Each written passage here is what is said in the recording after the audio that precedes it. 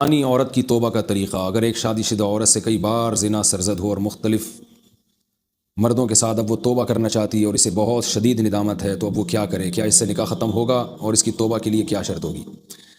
زنا بہت بڑا جرم ہے۔ قرآن میں اللہ نے فرمایا یہ اپنی خواہش پوری کرنے کا بہت برا راستہ، اور کنواری لڑکی کا زنا کرنا بہت بڑا جرم، شادی شدہ کا تو اور بھی بڑا جرم، اور مرد کا زنا کرنا بھی بہت بڑا جرم، عورت کا زنا کرنا اس سے بھی بڑا جرم ہے۔ تبھی اللہ نے جب زانی کی سزا بیان کی ہے نا، تو عورت کا ذکر پہلے کیا۔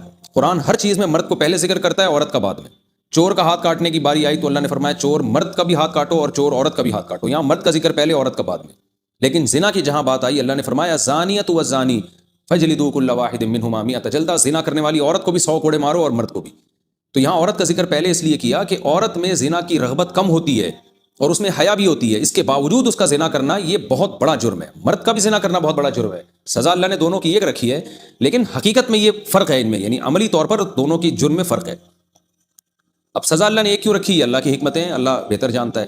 تو شادی شدہ عورت اگر زنا کرے تو یہ اتنا بدبودار جرم ہے کہ قرآن کہتا ہے کہ اگر یہ ثابت ہو جائے گواہوں سے اور اقرار سے ایک مخصوص طریقے سے، تو ان کو زمین میں گاڑ کے پتھروں سے ہلاک کر دو۔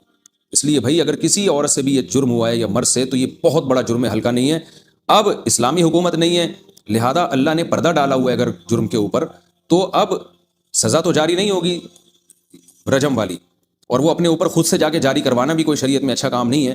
اب یہ ہے کہ چھپ کے گڑ گڑا کے اللہ سے بہت زیادہ توبہ کرے۔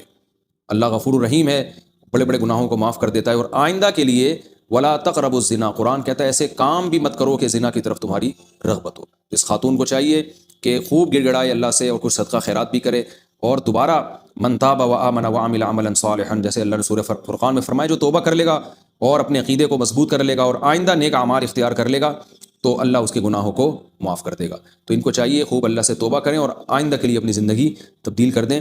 اللہ غفور الرحیم ہے، اور پھر سچی توبہ کرنے کے بعد اس جرم کو بھول جائیں، نہ کسی کے سامنے تذکرہ کریں، نہ خود سوچیں ایسے جیسے کبھی کیا ہی نہیں ہے، ایسے اپنے بارے میں یہ ذہن میں رکھیں کہ جیسے میں نے کبھی یہ کیا ہی نہیں ہے، بار بار اس کو سوچیں نہیں۔ پھر ناجائز تعلقات میں لیے گئے تحفے کا حکم۔ اگر کسی کا ناجائز ریلیشن ہو اور محبت میں تحفے کا لین دین ہو، تو کیا اب ان تحفوں کا حکم کیا ہوگا؟ کیا وہ واپس کرنا ضروری ہے؟ اگر اب اس بندے سے رابطہ نہیں ہے تو کیا اس سے رابطہ کر کے اسے سارے تحفے واپس کیے جائیں، یا اس کی قیمت واپس لی جائے، اس بارے میں رہنمائی فرمائیں۔ دیکھیں اگر کسی سے خدا نخواستہ ناجائز تعلق تھا، تو اس نے جو گفٹ اس تعلق کو پیدا کرنے کے لیے دیے، یعنی کسی نے کسی عورت کو گفٹ دیے، نیت اس کی یہ تھی کہ تاکہ اس گفٹ سے یہ میرے ساتھ ناجائز تعلق رکھے، اور خاتون نے بھی لیے اسی نیت سے کہ بھئی میں اس لیے لے رہی ہوں تاکہ میں اس کی خواہش پوری کروں، اس کے ساتھ ناجائز تعلق رکھوں، تو پھر تو یہ گفٹ کا لین دین بالکل حرام تھا، اور اس خاتون کے لیے اس گفٹ کا استعمال جائز نہیں ہے۔ اس کو صدقہ کر دیں وہ، یا اس گفٹ کو یا اس کی قیمت کو۔